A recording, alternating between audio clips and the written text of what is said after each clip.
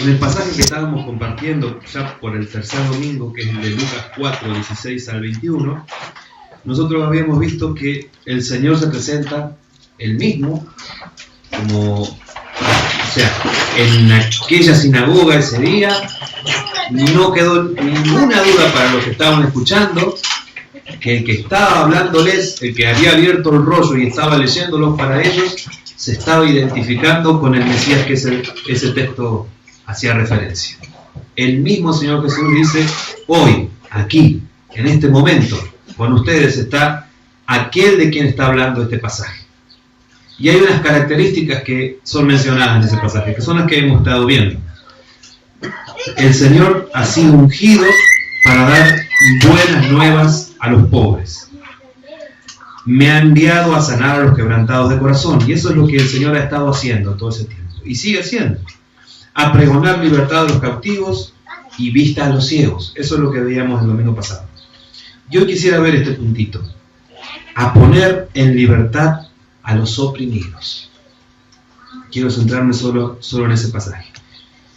Podemos comenzar preguntándonos qué será esta palabra opresión. ¿Qué será la opresión? Y a lo largo de la historia muchas personas lo han identificado con, o lo han asociado a distintos elementos. Muchas personas pensaron que estaba asociado con elementos de afuera de la persona, ¿no? Con elementos sociales tal vez. Uno de esos pensadores se llamaba Karl Marx. Él hablaba de algo que se conoce como alienación, así. Se los leo más o menos cómo sería el concepto ese para que usted tenga una idea de qué consistiría esto. Es una situación de opresión que le puede ocurrir a una persona donde ella ya no se posee a sí misma. Y cuando la actividad que realiza lo anula, le hace salir de sí mismo y comienza a convertirse en una cosa distinta a lo que él mismo es. Y comienza también a comportarse de un modo contrario a su propio ser. Esto pensaba más o menos en líneas muy generales y de una forma muy reducida este pensador que se llamaba Karl Marx.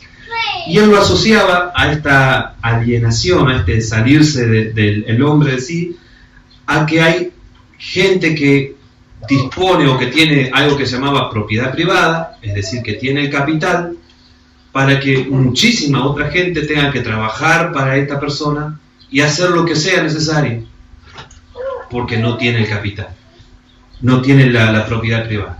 En líneas muy generales, y reduciéndolo mucho, lo que diría es que si todas las personas que pisan este mundo pudieran acceder a la misma cantidad de bienes, fuera igualitario esto, las personas no tendrían opresión. Nosotros sabemos que, lamentablemente, con que se solucione en nuestro bolsillo, no alcanza. Una vez que estemos con nuestra panza llena, para decir así, van a surgir otras necesidades más profundas, que están más adentro nuestro. O sea, es importante tener lo necesario cada día, es sumamente importante. Y damos gracias también que este año el Señor ha provisto en nuestras mesas pan todos los días. Damos gracias por eso. Ha sido la increíble misericordia de Dios para con nosotros. Pero hay necesidades más profundas en nosotros.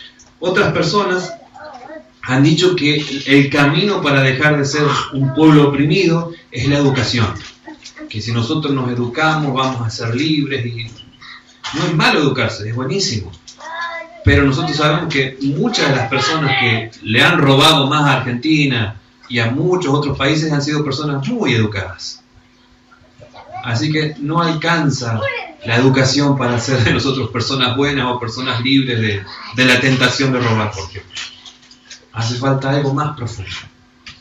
Otras personas hablan de que si se cambiara el tipo de gobierno, este gobierno que se instalaría sería un gobierno que propiciaría la libertad de todas las personas, no habría quien oprima a su hermano, a su vecino. Y muchas personas a lo largo de la historia han dado su vida por luchas así revolucionarias, y muchos, una vez que se instaló este nuevo gobierno en el poder, han podido lamentablemente comprobar con lágrimas que este nuevo gobierno es tan dictador, autoritario y opresor como el que estaban criticando, y que al que no piensa igual que ellos lo persigue, lo mata, lo desaparece. Así que tampoco es cambiar la forma de gobierno de las personas, es un cambio externo, es un cambio más adentro que las personas necesitan. Eso va a liberarnos de la opresión. Otras personas, yendo más adentro, hablan de esto, de situaciones, experiencias que nosotros cuando éramos chicos vivimos y que ahora nos causan traumas, prejuicios, temores. Y es verdad, hay situaciones que nos han, lo veíamos la otra semana, ¿no? Nos han causado conflictos en nuestras vidas. También de esas cosas el Señor quiere liberarnos y restaurarnos. Pero hay algo más que tiene que ser cambiado para que nuestra vida realmente sea libre de la opresión. Y es lo que nos va a decir en este pasaje que me gustaría leer con ustedes, que se encuentra en Juan 8, 31 al 36. Juan 8, 31 al 36 es una ocasión donde el Señor Jesús ha estado predicando a aquellos que vino a predicar en principio, que fueron los judíos. Y alguna de esta gente rechazó al Señor, pero alguna gente creyó en Él. Dice así Juan 8, 31 al 36. Dijo entonces Jesús a los judíos que habían creído en Él: si vosotros permaneciereis en mi palabra, seréis verdaderamente mis discípulos y conoceréis la verdad. ¿Y cuál será la consecuencia de esto? Y la verdad os hará libres. Le respondieron: linaje de Abraham somos y jamás hemos sido esclavos de nadie. ¿Cómo dices tú seréis libres? Jesús le respondió: de cierto os digo, que todo aquel que hace pecado, esclavo es del pecado. Y el esclavo no queda en la casa para siempre, el Hijo sí queda para siempre. Así que, si el Hijo os libertare, seréis verdaderamente libres. La opresión en un diccionario es definida así: es el uso arbitrario del poder o la represión. Fíjense, esto es muy importante, a través de medios violentos o medios no violentos, para restringir, limitar la libertad de una persona o grupo, violar sus derechos, explotarlos o para negar sus justos reclamos. Les llamaba la atención sobre eso de los medios violentos o medios no violentos por lo siguiente: si a vos te dicen, si venís a adorar al Señor acá, le pego un tiro a toda tu familia, es un medio violento. Y todo el mundo se da cuenta que está siendo oprimido. Pero, si muy sutilmente se nos empieza a infiltrar a través de la propaganda, de los medios, todo, que el ser cristiano es una forma más aceptable y tolerable de vivir la vida, pero que en realidad no pasa nada, no cambia nada, no es... o que poder ser cristiano, pero no haciendo tanto caso a esto del pecado, de tu relación con el pecado. Que son palabras que se dijeron para aquella época, pero que hoy en día podemos vivir como se nos antoje. Total, Dios es bueno y perdona todo, deja pasar todo, la gracia todo lo cubre, y no es necesario vivir una vida como el Señor quisiera. Nos enseña en su palabra que era para aquellos tiempos y no para ahora. Esa forma es también opresión. ¿Sí? Vamos a verlo ahora, somos tentados todo el tiempo por el diablo, para caer en este tipo de volver otra vez a la esclavitud. ¿Me explico? Y es una forma no violenta así de material, ¿no? Pero es opresión espiritual. Definiendo entonces un poquito esto, vemos, y ya lo hemos hablado muchas veces, por eso no me voy a detener, que algunas de las esclavitudes modernas son, por ejemplo, la esclavitud que tienen las personas al tiempo, al uso del tiempo. Somos esclavos del reloj o del celular ahora para ver el tiempo y estamos corriendo. Tenemos los segundos contados para vivir nuestras vidas. En realidad la palabra del Señor nos enseña que en sus manos están nuestros tiempos. Entonces tenemos que aprender a descansar en Él. Otra de las esclavitudes modernas es la esclavitud del éxito, que está asociada con llegar a tener cierto prestigio, ciertas cuestiones así. También se podría asociar con la búsqueda de aprobación de los demás. Está todo bastante relacionado.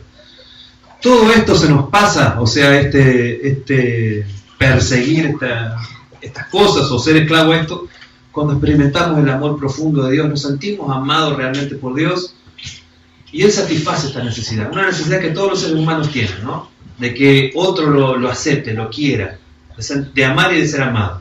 Bueno, esto profundamente en Cristo lo experimentamos. Y a partir de ahí es que podemos construir vínculos sanos después con los demás. Otra de las cosas que nos esclaviza hoy en día es el placer, el confort, buscar eso desesperadamente. Y ustedes saben que no se puede encontrar, no se puede todo el tiempo vivir en el placer. Siempre vamos a tener, el Señor ya lo dijo, ¿no? Aflicciones, conflictos, dolor en esta tierra, porque el pecado ha hecho de esta tierra ya no el jardín del Edén, sino un jardín de espinos. Entonces, también fíjense esto, qué interesante si lo pensamos así. Todo este dolor nos hace disfrutar más los momentos de placer, pero todo este dolor también nos enfoca en Cristo. Todos estos momentos difíciles sirven para enfocarnos en Cristo. No me quisiera explicar tanto en eso, pero quisiera llegar a esto, a lo que el Señor dice. ¿Qué es lo que más hace esclavo al hombre? ¿Qué es lo que más lo esclaviza? ¿Y con qué viene a trabajar Él? ¿Con qué viene a darnos libertad Él? De este punto, dice: Jesús le respondió: de cierto os digo, que todo aquel que hace pecado, esclavo es del pecado. Esto es la base que sostiene todas las desigualdades sociales, esas que hablamos al principio, todos los conflictos emocionales que podamos llegar a tener, y la forma en la que tratamos mal a las demás personas y nos tratan mal a nosotros, es la base del pecado. El otro punto que veíamos también de la forma de gobierno que nosotros buscamos, porque siempre el hombre busca gobernar al otro hombre, dominarlo. Todas esas cuestiones son resueltas, o comienzan a resolverse, cuando el problema fundamental del hombre, la raíz que sostiene y sobre la que se edifica todo el resto de las otras cosas, es arrancado y quitado, que es el pecado. Es con eso que es la mayor necesidad de ajuste en la vida, de cambio en realidad, de la vida del hombre. Es solo cuando este versículo que está al final de lo que leíamos se hace real en una vida. Dice: si el Hijo os libertare, seréis verdaderamente libres. No hay otra posibilidad de libertad, hermano. No hay otra, no hay ninguna otra. Podemos, aparte de estas que yo les mencioné, investigar cientos de otras formas. Hay otros que lo buscan en los vicios, otros lo buscan en, no sé, en ser generosos, solidarios, humanitarios, donar, dar, y está perfecto que así lo hagas, pero no alcanza. Es Cristo el único que, si el Hijo nos liberta, si es Jesús quien nos da la libertad, su libertad es incomparable. Fíjense que este pasaje tiene muchísimas cosas que podríamos pensar. No son judíos que no han creído en Él. No son personas que escucharon y están rechazando su mensaje. Está diciéndonos al principio del pasaje: dijo Jesús entonces a los judíos que habían creído en Él. Ellos están confiando en ese que está ahí, diciendo que es el Señor, con sus acciones y con sus palabras. Es el Señor, pero el Señor Jesús le dice que la forma de perseverar, de llegar a ser aquellos que conozcan la verdad que los libera, es perseverar en las palabras que Él está enseñando. Y esa perseverancia en la palabra del Señor, ese caminar tras las enseñanzas del Señor Jesucristo, que es lo que hacemos todos los días nosotros. Nos acercamos más al Señor Jesucristo caminando, siguiendo sus palabras. Eso está transformando nuestras vidas. Y eso es lo que va a transformar las vidas de ellos, le está diciendo el Señor Jesús. Permanecer en la palabra. Eso va a liberarles. Pero resulta que ellos le dicen, basándose o agarrándose de la excusa de la tradición, porque ellos creen que saben mucho y que tienen mucho que los libera, que los de alguna forma los hace inmunes a la esclavitud. Dice: nosotros no somos esclavos. ¿De qué nos querés liberar? ¿De qué necesita liberarte el Señor, hermano? De creer que estamos quizás bien en todo. Ya hay cosas que el Señor tiene que mostrar todavía y que no hemos visto. Estas personas que están creyendo en el Señor Jesucristo todavía no habían sido confrontados con la realidad de su pecado en profundidad, ¿no? Y habían dicho: ¿y de qué tenemos que ser libres? Y una vez más la verdad libera.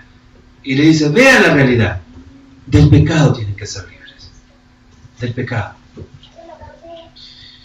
Y les da esta comparación: de cierto os digo que todo aquel que hace pecado, esclavo es del pecado. Y el esclavo no queda en la casa para siempre. El Hijo sí queda para siempre. Así que, si el Hijo os libertare, seréis verdaderamente libres. El Señor Jesús no solo da el diagnóstico de lo que pasa, sino también el remedio. Y es Él mismo, su persona, es la que libera. Podemos ver que nosotros podemos ser oprimidos acerca de cosas que hicimos mal. Nuestro pasado puede oprimirnos. Si nos preguntaran, quizás podríamos llenar libros de cosas que hicimos mal nosotros, ¿no? Podríamos escribir una biografía de mi pecado. Querido diario, empezamos ahí. Y ahí tenemos para escribir un rato. Citando la palabra, no alcanzarían los libros que hay sobre esta tierra. Quizás sí. O quizás creemos que no tenemos pecado, lo cual ya es un pecado. Pero ¿qué pasa si esos pecados del pasado nos atormentan? ¿Qué podemos recordar nosotros todo el tiempo? Primero que si hemos confesado todo ese pecado, primero vamos a ver esto, ¿no hemos confesado ese pecado? Lo estamos notando ahí, nos acordamos. Es momento de estar a cuentas con el Señor. Una vez más el Señor nos llama, ¿para qué vas a seguir llevando toda esa pesada carga que no es tuya, no te corresponde llevar? Tráela a mis pies, déjala de una vez. Pero si ya no hemos arrepentido, pero viene otra vez la culpa de eso, ¿qué el Señor nos recuerda hoy? De modo que si alguno está en Cristo, nueva criatura es. Todas las cosas viejas pasaron. Y aquí, todas son hechas nuevas. Somos nueva criatura. Eso lo tenemos que tener así en un cartel grandote cuando venga el enemigo a acusarnos de nuestro pasado. Yo ya no soy ese. El Señor me hizo de nuevo.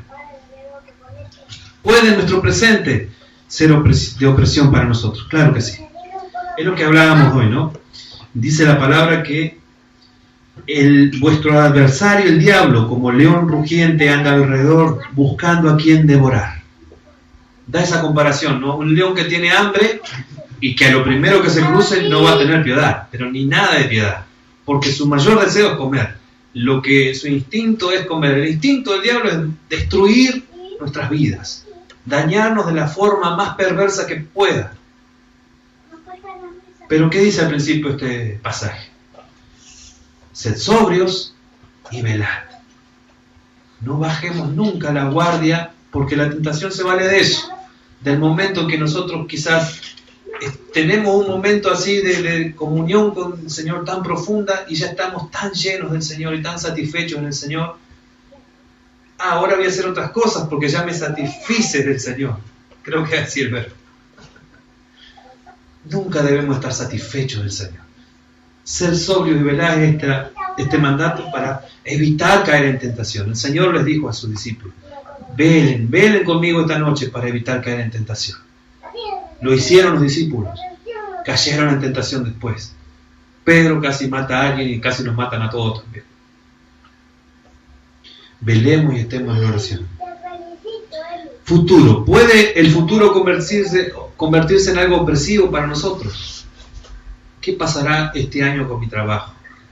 ¿Qué pasará este año con mi familia? ¿Qué pasará este año con tal cosa? Todo está seguro en las manos del Señor. El Señor tiene control de todo.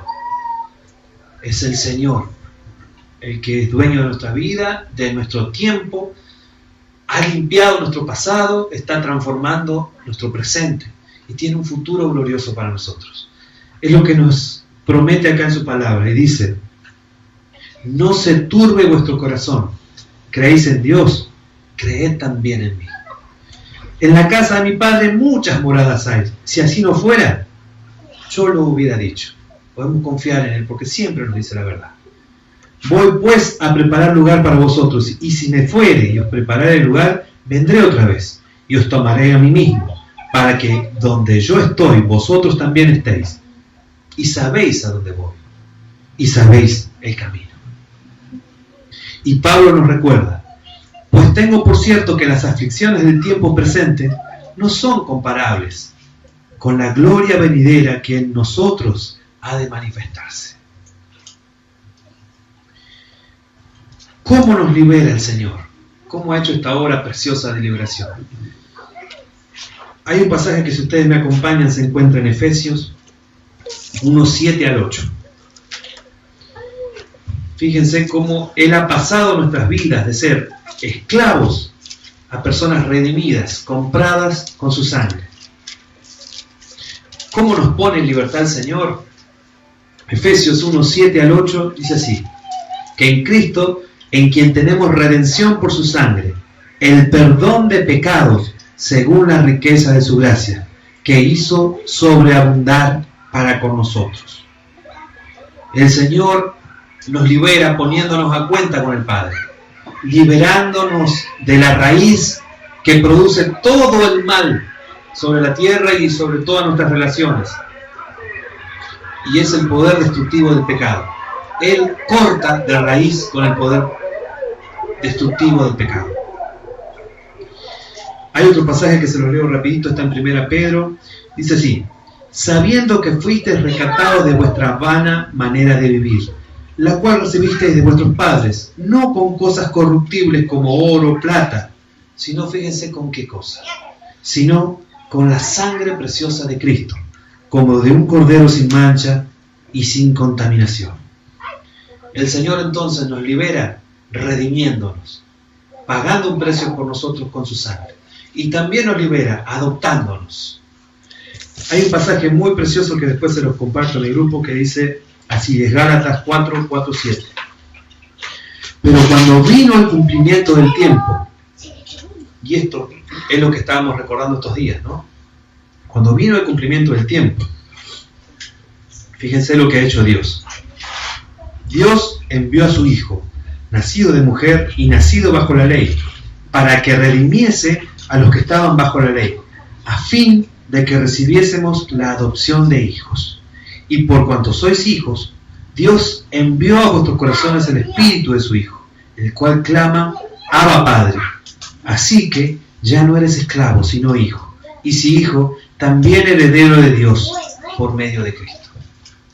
Hay una reflexión chiquitita que quisiera hacer para terminar, y que dice esto: somos más esclavos de aquellas cosas que no nos damos cuenta que nos están esclavizando. Esas son las cosas que más profundamente nos esclavizan. Por eso yo les decía que algo por lo cual puedo dar gracias al Señor es que este año me mostró cosas que me esclavizaban. Todavía pecado que me mantenía en esclavitud. Y que el Señor en su gracia me ayude también a seguir quitando de mi vida. Pero me gustaría que pueda hacer también su oración esta. Y hay un pasaje que siempre nos ha guiado en una oración, que es el que está, si lo pueden buscar también, este es hermoso, Salmo 19, 12. Es parte de una oración que el salmista realiza. Fíjense qué profunda que es esta oración, que la podamos también meditar. Solo el Hijo abre nuestros ojos espirituales a la verdad.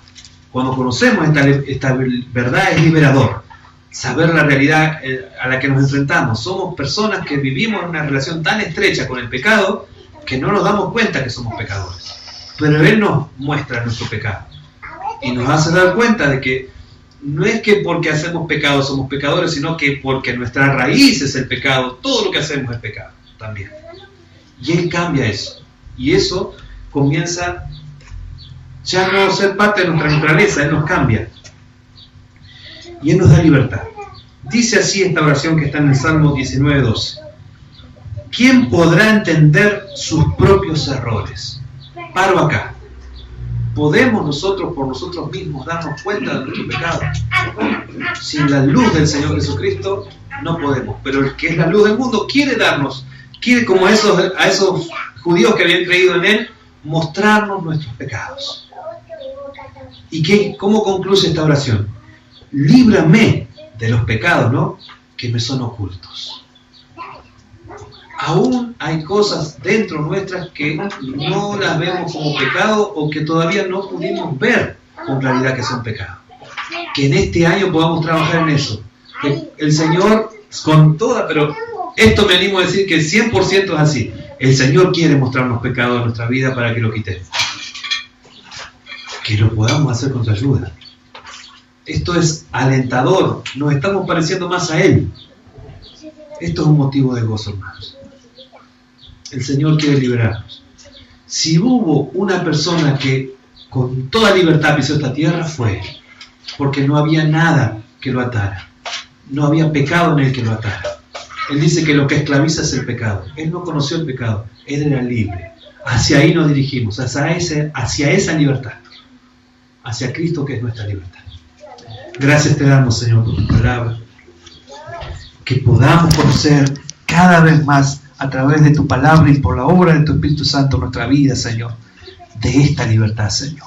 Primeramente conocer más del pecado que nos oprime y nos esclaviza, Señor, para quitarlo y poder caminar hacia la libertad plena que nos ofrece solo vos, Señor. Por eso te rogamos, Señor, que así como viniste a dar vista a los ciegos físicos y también espirituales, hoy, Señor, abras aún más nuestros ojos espirituales para ver en nuestra vida más el pecado, Señor. Y danos, Señor, en tu gracia también, Señor, la ayuda para poder pelear, velando, orando, estando preparados, estando firmes, Señor, agarrados a vos, cimentados en las rocas que sos vos. Pelear contra este enemigo que todo el tiempo va a intentar tentarnos para buscar nuestro mal, Señor. Como en aquella oración tan preciosa que nos enseñaste, que pueda ser nuestra oración de continuo. Líbranos de la tentación, líbranos del mal. Haznos más libres, Señor. Haznos más como vos. Gracias, Señor. Amén.